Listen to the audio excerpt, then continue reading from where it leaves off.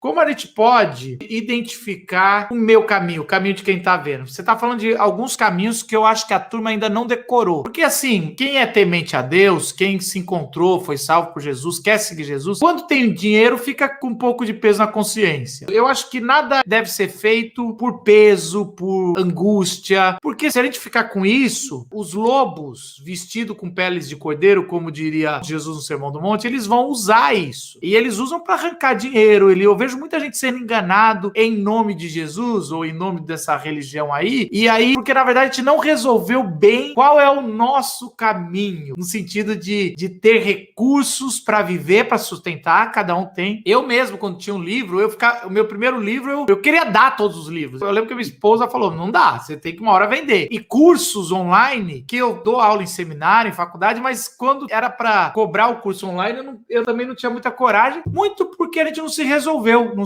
o caminho. Eu imagino que essa deve ser a maior questão angustiante, a dor do nosso público. Você poderia dar algumas pistas? É lógico que o melhor é comprar o livro e mesmo assim depois continuar refletindo o assunto, mas você pode dar algumas dicas de caminho? Qual é o melhor para identificar o caminho que a gente deve seguir? Sim, excelente pergunta. Eu queria sugerir todos que estão ouvindo a seguirem o perfil do Instagram Economia do Reino. Lá a gente está tendo uma discussão, todo dia tem postagem, um monte de gente engajando, falando, porque também é uma descoberta, é um processo, né? Assim como nossa vocação, nosso chamado à faculdade que a gente quer fazer, o trabalho que a gente quer ter, é um processo, essa descoberta quanto à riqueza e pobreza também é um processo. Eu já tive experiências em lugares muito pobres, no sertão, na África, já tive experiências em lugares muito ricos, na Inglaterra, em Londres, mas em meio a tudo isso, hoje eu consigo viver com um pouquinho menos de culpa, porque eu entendo qual é o meu papel. Eu me enxergo em um desses caminhos que está descrito nesse livro. A primeira coisa, antes de tudo, não existe um caminho perfeito para se lidar com riqueza e pobreza. Se a gente desconstrói isso da cabeça, você começa a enxergar que a tua vida, ela não é inferior à outra vida. Você viver com pouco ou com muito não te faz maior ou menor no reino do céu. Não existe maior ou menor no reino. E o que você precisa entender é o que você tem nas suas mãos, como você usa isso pro reino. Você pode ser pobre e bem pobre, que nem a igreja da Macedônia. As igrejas da Macedônia, em 2 Coríntios 9, falam que eram miseráveis, mas eles contribuíram para os pobres da Judéia, eles fizeram a diferença ali. Então, independe da classe social. Eu acho que o mais importante é tentar entender qual é o teu contexto, quais são os dons que Deus te deu, qual é o teu chamado e o que você pode fazer com isso na tua realidade. Não é na África, na Ásia, não, é na tua realidade, no teu dia a dia. Como você pode ser um cristão melhor usando os valores da economia do reino. Eu tenho 12 valores, eu coloco 12 princípios, eu coloco como os principais e 3 para cada um dos perfis. E aí tem um gráfico que dá para você enxergar quais desses valores que você mais se identifica. E isso ajuda a gente a entender tanto qual que é o seu caminho, quanto o que você precisa melhorar na tua vida também, né, na vida cristã. Enfim, acho que aqui é para dar uma pincelada. Vou fazer o seguinte, Matheus, eu tô aqui com o livro aberto, página 53, eu vou falar o perfil, o dom dele, e você tenta achar o exemplo, mesmo que você já falou, o exemplo bíblico. Então, o primeiro perfil é o doador, o caminho é generosidade, eu quero esse, porque pelo jeito esse tem dinheiro. E o dom dele é contribuição, e eu sou pão duro, cara, pior que esse não vai ser o meu caminho. Esse é o meu exercício, mas não é o meu caminho. Mas eu,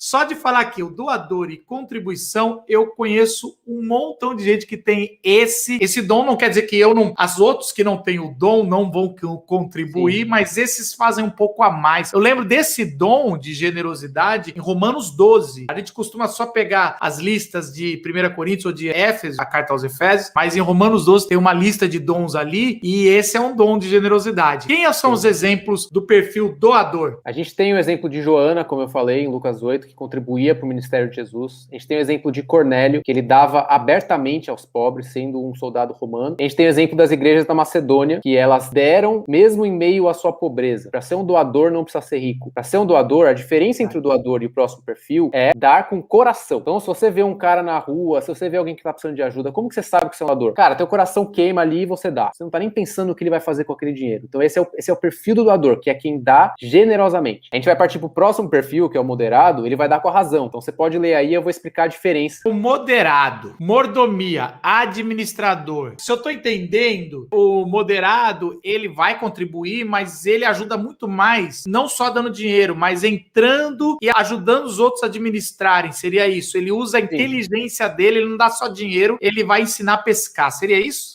Mais ou menos isso. É o exemplo de Timóteo e as viúvas de Éfeso, que Paulo fala assim: não dê a todas as viúvas, dê apenas as realmente necessitadas, para que não sobrecarregue financeiramente a igreja. Ou seja, Timóteo ele não poderia ser um doador. Se Timóteo fosse um doador, ele ia quebrar a igreja. Então, tem pessoas que precisam ter esse perfil mais racional para o uso da riqueza e do recurso, para poder pensar no benefício mais amplo, pensar no contexto geral. Então, esse é um exemplo bem bacana que a Bíblia mostra de que nem sempre a gente tem que dar tudo que tem. E é interessante que é um pouco aquilo que eu falei no começo da live. Tinha uma lei no Antigo Testamento, tem uma lei, né? Que o sistema, o templo, e ali Paulo deliberadamente puxou para a igreja, deveria sustentar as viúvas. Tanto que Tiago depois vai falar: a verdadeira religião é se abster da corrupção do mundo e ajudar os órfãos e as viúvas. Isso é uma lei que estava lá e Paulo vai trazer isso. Só que o que Paulo está ensinando em 2 Timóteo, ele está falando, eu não lembro se era primeiro ou segundo, mas acho que é segundo, ele está falando assim: olha, existem viúvas que não precisam, e não é porque está na lei que a gente vai fazer. É aquela coisa que é você pensar de forma racional,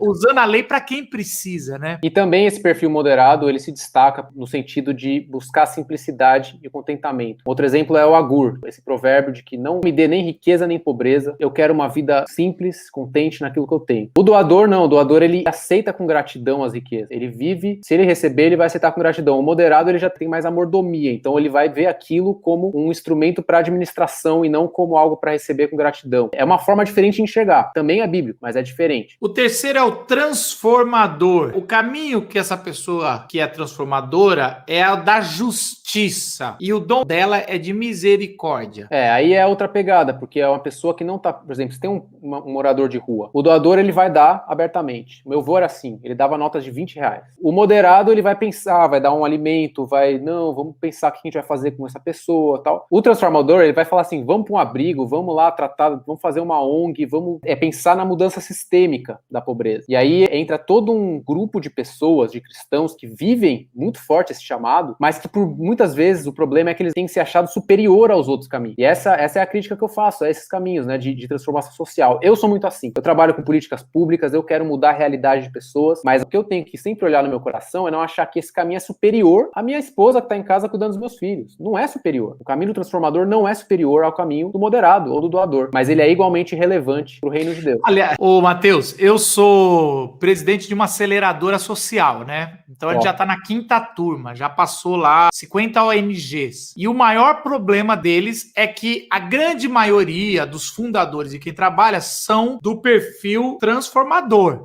Só que eles demoram a entender que eles precisam do gestor. chamar o perfil moderador. Então eles querem sempre pedir verba pro doador. O moderado. Mas a gente está lá para dizer, olha, não adianta você encontrar vários doadores e você ter o coração, a gente não duvida que você é transformador, se não tiver dentro da sua ONG um moderador, a sua ONG nunca vai ser autossustentável, você não vai conseguir. Então você está fazendo. É o tronco, cara. Sem tronco, a árvore não vive. Não adianta pegar nutriente e levar para folha e para o fruto. Quem é transformador na Bíblia aí? De alguns exemplos. Exemplo de Filemão, de Onésimo, que na verdade é mais um exemplo de como que um livro bíblico influenciou, né, esse trabalho de igualdade e direitos humanos. Mas um exemplo bem legal de desenvolvimento na Bíblia é o de Davi e Mefibosete, que é legal porque ele não apenas restituiu as terras de Mefibosete, mas ele também contratou servos para cuidarem da terra, para que ele tivesse uma renda estável de longo prazo, porque ele era aleijado, então ele não teria como se sustentar. Então é um conceito aí de transformação social, uma transformação humana, focando na vida de Mefibosete, que era alguém que tinha uma necessidade ali, ele era aleijado numa sociedade militar e agrária, e trazendo também ele à mesa, e alude um pouco a essa transformação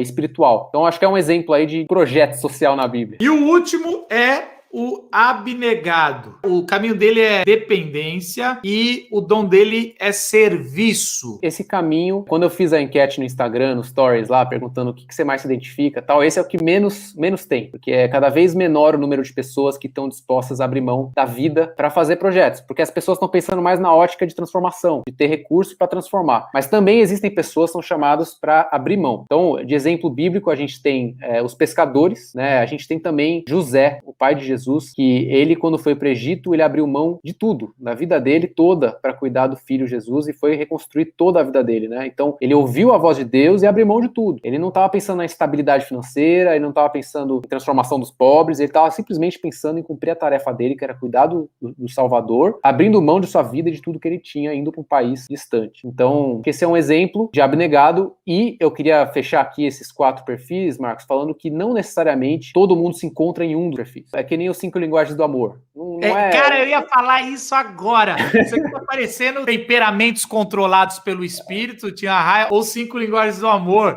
Você não vai ser nunca puro num, né? Não é puro, mas os perfis ajudam você a enxergar os diferentes. Existem caminhos diferentes do que o meu. Esse é o primeiro ponto. E o segundo, como eu me encontro. Esse quarteto já tinha um outro material ou foi você que conseguiu organizar na sua cabeça? Eu fui estudar até na Universidade de Oxford, cara. Eu fui um tempo lá, fui fazer um curso e eu estudei vários manuscritos e livros que falavam sobre o assunto. E lá foi o lugar que eu encontrei falando que tinham 4 visões diferentes sobre riqueza e pobreza no cristianismo. Mas ninguém trazia as 4 riquezas dessa forma, né? Com perfis diferentes e como caminhos complementares. Era sempre caminhos contrastantes. Então o que já existe na literatura é: nós somos esquerda, então nós cremos na pobreza como caminho perfeito. Ou nós somos direita, cremos na riqueza. Só que nunca vi escrito nada que juntasse esses caminhos como algo vocacional e que juntos revelam o reino de Deus. Eu estou encantado, sério mesmo. Nunca tinha percebido. E é exatamente isso. Não é só por ser pedagogicamente fácil. Eu me identifiquei muito com Temperamento Controlado pelo Espírito, que eu reli há pouco tempo com a minha esposa. É um mais antigo, hoje tem novos conceitos, mas é muito mais fácil você entender qual é a sua personalidade, o seu temperamento e como o Espírito de Deus podia usar isso, porque a gente valoriza o colérico ou o sanguíneo.